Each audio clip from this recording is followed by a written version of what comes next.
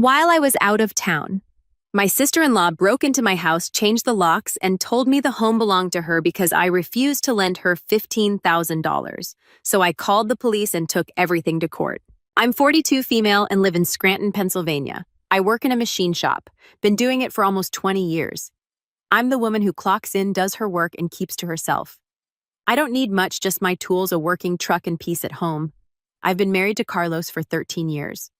We don't have kids, and honestly, that's been fine.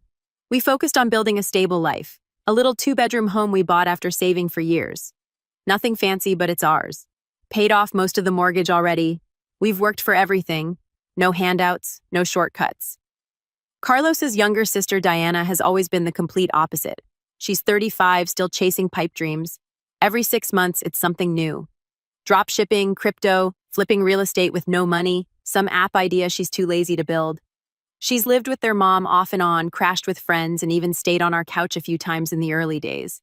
Never held a job longer than a year, always blaming everyone else. I kept quiet about it for years for Carlos's sake. He loved his sister even if she drove him crazy. And to be fair, when we first got married, Diana still had a little charm. She was funny, made people laugh, had this way of talking like she was on the verge of something big. But now she was just a leech with a big ego. 6 months ago, back in December, Diana called me out of nowhere. Carlos was at work. She asked to borrow $15,000, said she had this new Amazon FBA thing she was getting into with a woman from Philly. Supposedly, it was a sure thing. She had a whole pitch prepared like she was on Shark Tank. I told her flat out, no, not rude, just clear. We just put a ton of money into remodeling our kitchen. Carlos had taken a temporary pay cut. I wasn't throwing $15,000 into a black hole. She got quiet for a second. Then she said, I'm not asking for a handout. It's a loan. I said, yeah, and you still haven't paid back that $300 from February 2019. She hung up. 10 minutes later, I get a text from Carlos. What did you say to Diana? She's blowing up my phone. Then a few messages came through in the family group chat. Diana went off, called me controlling, said I was trying to keep her and Carlos apart. Said I was bitter because I never took risks and lived like a scared little woman. Carlos shut it down quick. Told her not to talk about me like that. Told her I had every right to say no, but I could feel the shift. She went silent after that. No texts, no calls. I figured that was it, but it wasn't. Fast forward to a Tuesday in March 3 months later. Cold, wet kind of day. What kind of Carlos was out of town at a work conference in Denver? I'd just gotten off a long shift and stopped to pick up a sandwich on the way home. I pulled into the driveway and noticed something off. The porch light was on. That was weird because it's on a timer and it shouldn't have been on yet. I got to the front door and slid in my key. It didn't work. I tried again. Nothing. I stood there confused, checking to make sure I had the right key. I did so. I knocked. No answer. I called Carlos. He didn't pick up. Then I texted, hey, something's weird. My key's not working. Did you change the locks? Still nothing. Then the porch light flicked on. A second later, the door opened just a crack, and there was Diana wearing one of my old work t-shirts, drinking a beer, standing in my doorway. My gut went cold. What the hell are you doing here? I asked. She smirked and said, this isn't your house anymore. I blinked. Thought maybe I misheard. What? You made your choice when you turned your back on family. She said like she was quoting some movie villain. I told her to quit screwing around and open the door. She stepped back a little and leaned against the frame. Still drinking, still smiling. You refused to help me, so I helped myself, she said. Carlos said I could stay here anytime I needed. You're the outsider now. Then she shut the door in my face. I stood there in shock. At first I thought maybe it was some prank. Maybe Carlos had told her she could stay while he was gone, but he would have told me. No way he'd spring that on me. I pounded on the door again. No answer. It started to rain. I stood there soaked, staring at the door. I kept calling Carlos. Still no answer. Then it hit me. Diana had changed the locks. She'd probably gotten a locksmith to come out, used some forged paperwork claiming to be Carlos's wife, and got the place rekeyed. I later found out she'd used a fake ID and lease agreement. She'd become pretty good at creating fake documents for her scams. And now she was sitting inside my house, drinking my beer, wearing my shirt. I felt this mix of rage and panic. I wasn't about to break a window and get arrested trying to get into my own damn house. I needed to be smart. So I called Jessica. Jessica and I go way back. She's a cop, helped me fix up her old Ford F-150 last winter, and she owed me one.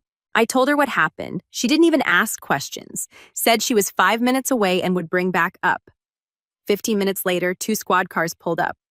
Jessica walked to the porch, knocked loud. Diana answered again. This time she looked more nervous. "What's the problem, officer?" she asked like she was reading a script. Jessica didn't play along. "You don't live here. You're not on the deed. The homeowner is standing right there and she says you invited." Diana started stammering.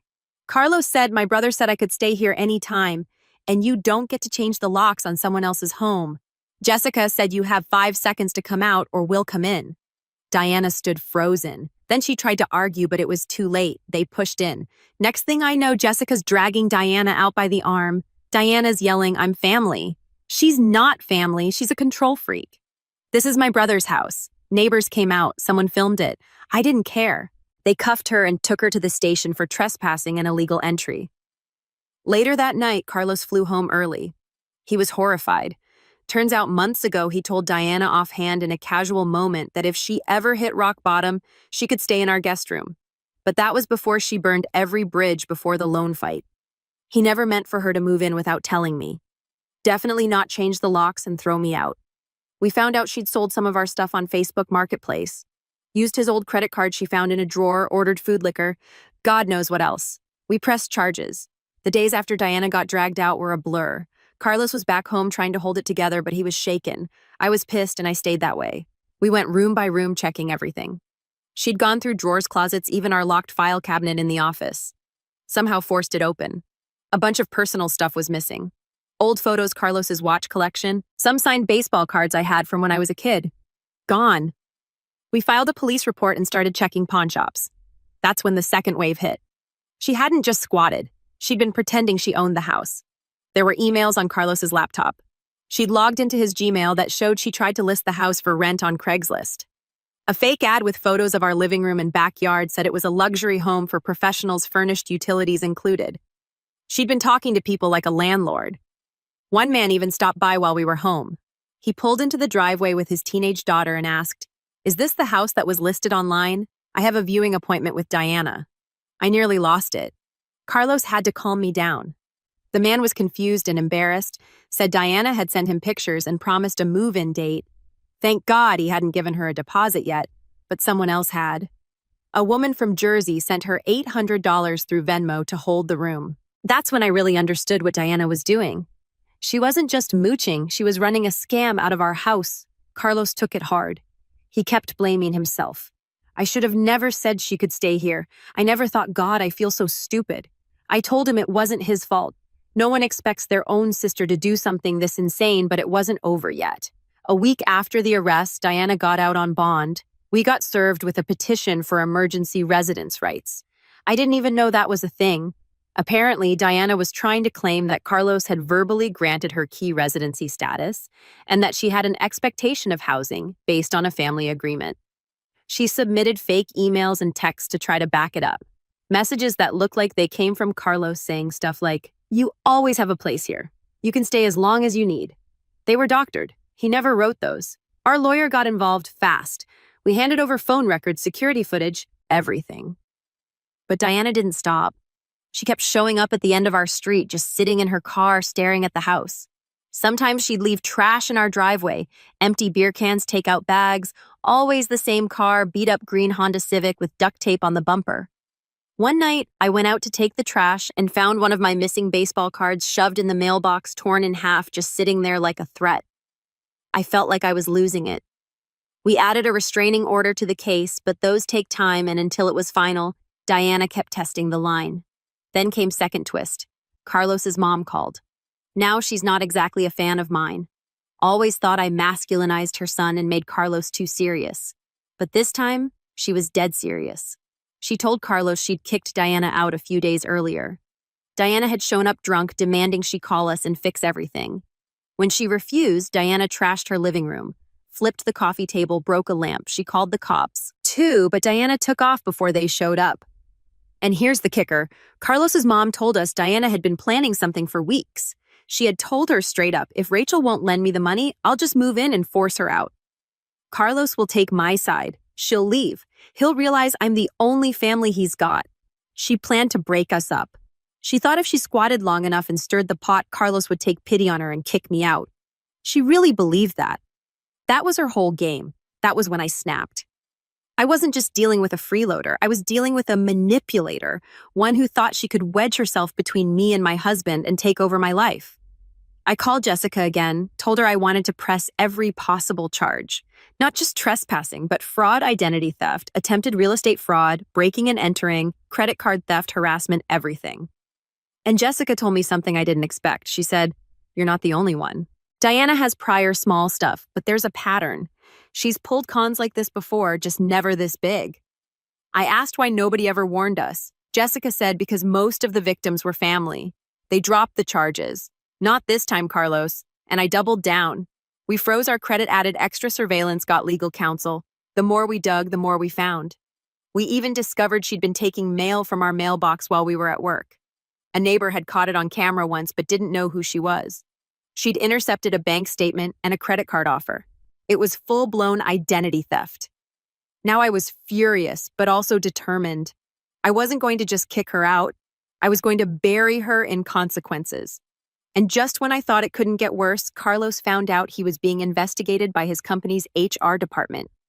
They'd gotten an anonymous tip that he was involved in housing fraud, that he knowingly let a criminal live in his home to commit scams. They didn't say who submitted it, but we knew Diana was trying to ruin his job too.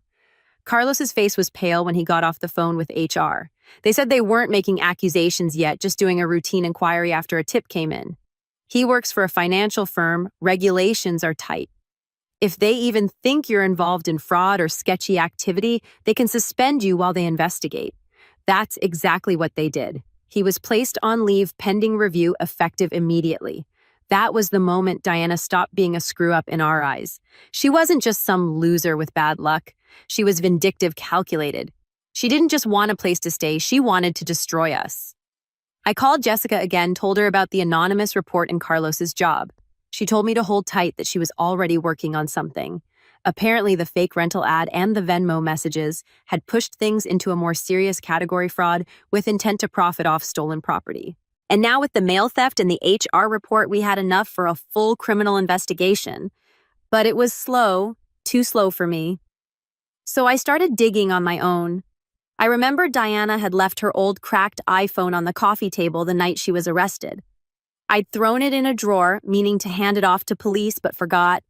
Carlos said it didn't have a lock screen, so I powered it up. Sure enough, it turned on and I found everything. She had a notes app full of plans. I'm talking step-by-step schemes like something out of a bad movie. She had titles for each scam. The break-in, bluff, sibling, leverage, move, house lockdown plan, backup, HR scare report, anonymous tip link.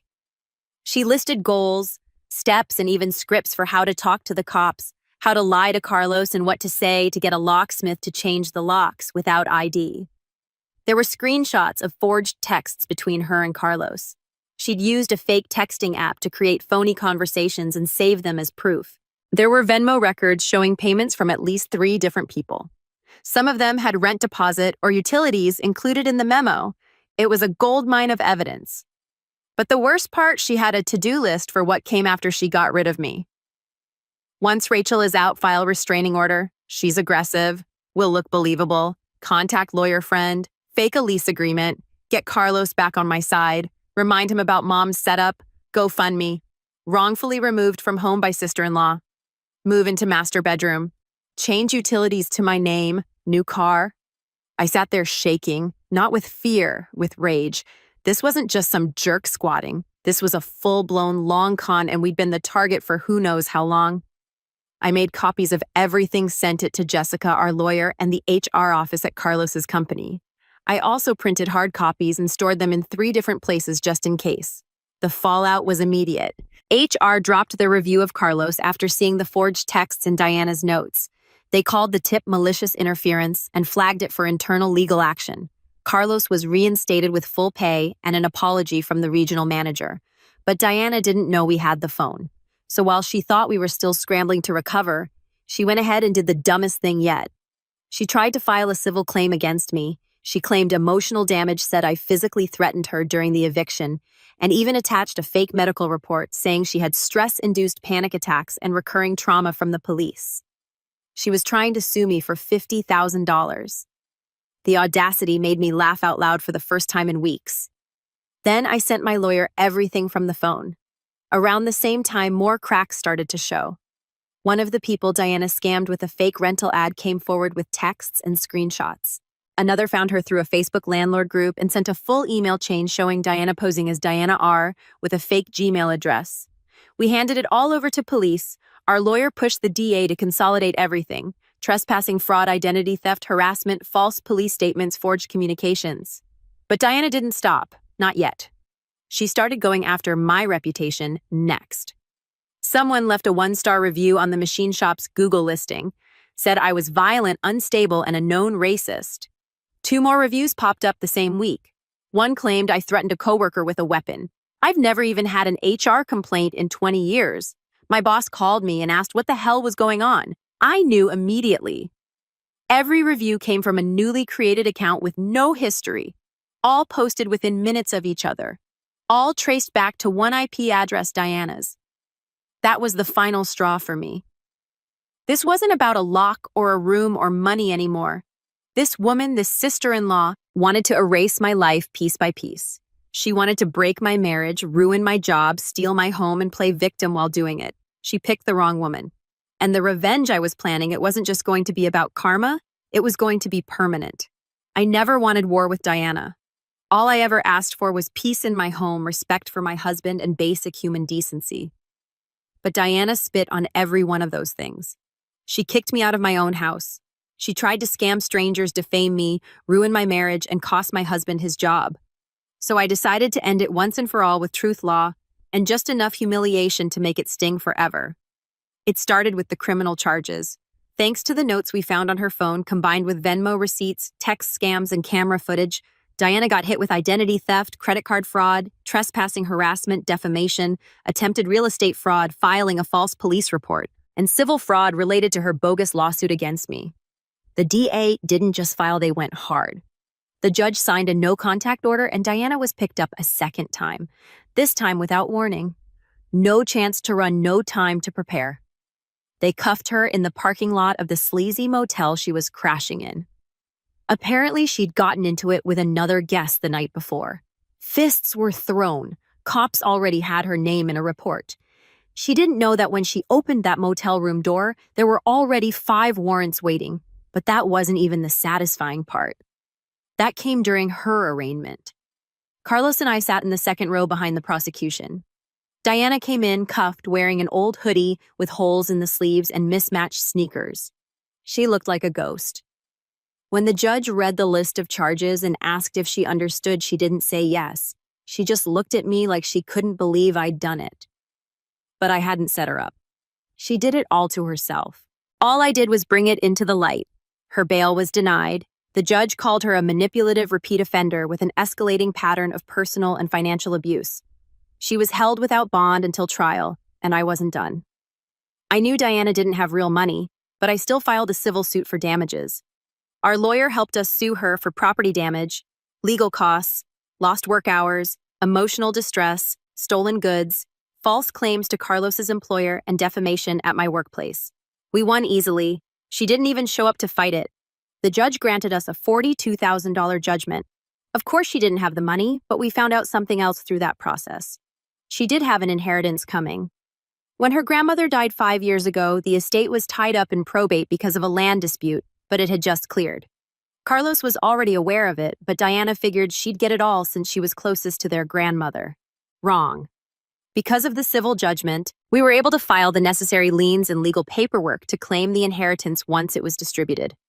The whole process took about 4 months, but eventually we seized it. All of it. Every single penny of her $42,000 inheritance went straight to paying the court order. We didn't keep a dime. The amount exactly matched our judgment. I didn't keep a dime. I let Carlos decide what to do with it.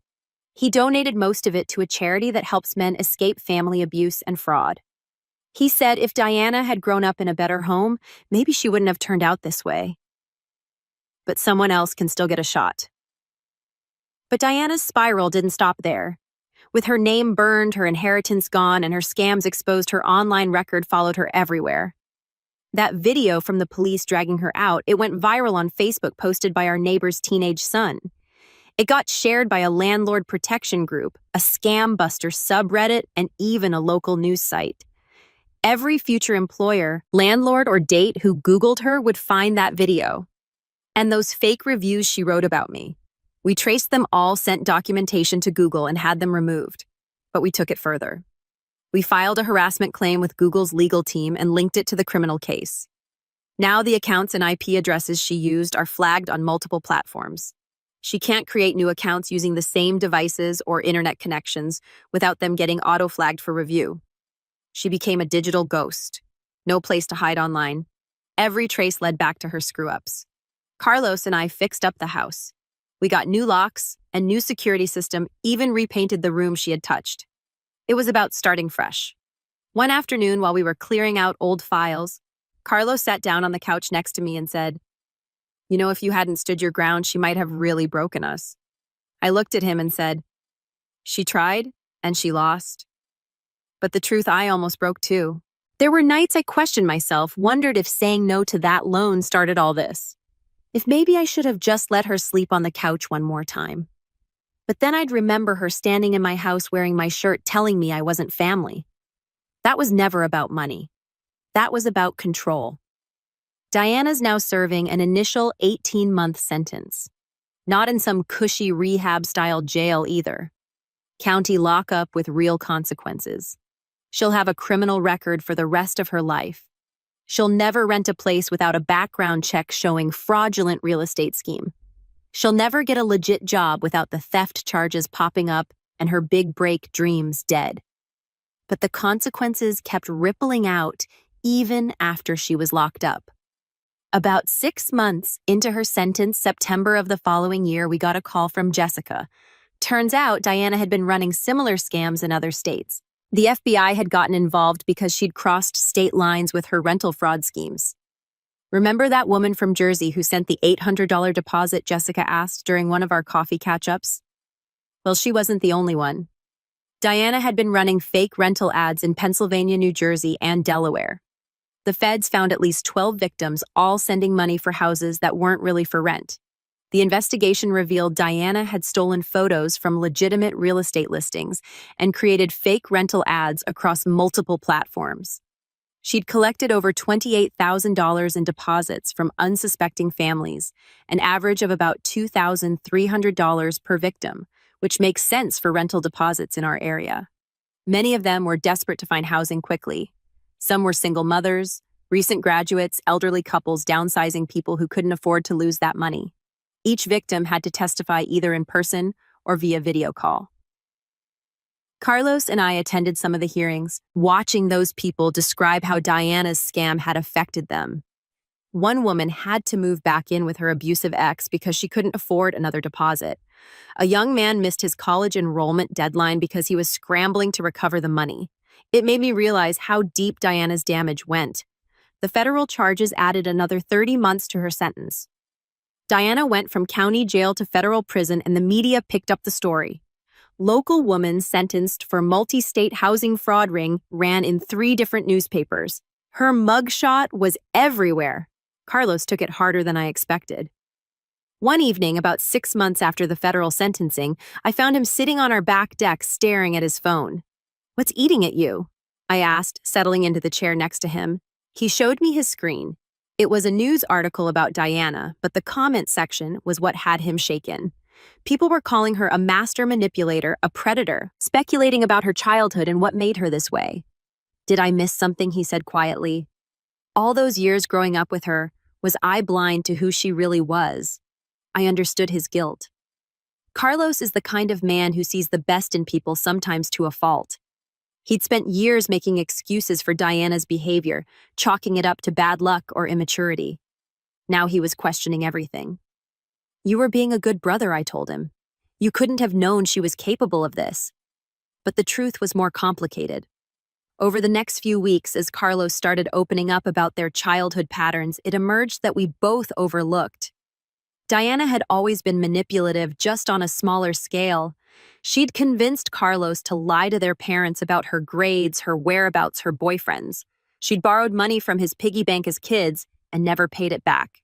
She'd stolen his girlfriend in high school by spreading lies about him cheating. "I think I trained myself not to see it," Carlos admitted one night. "Every time she did something awful, Mom would say, 'That's just Diana. She doesn't mean it. She's family.'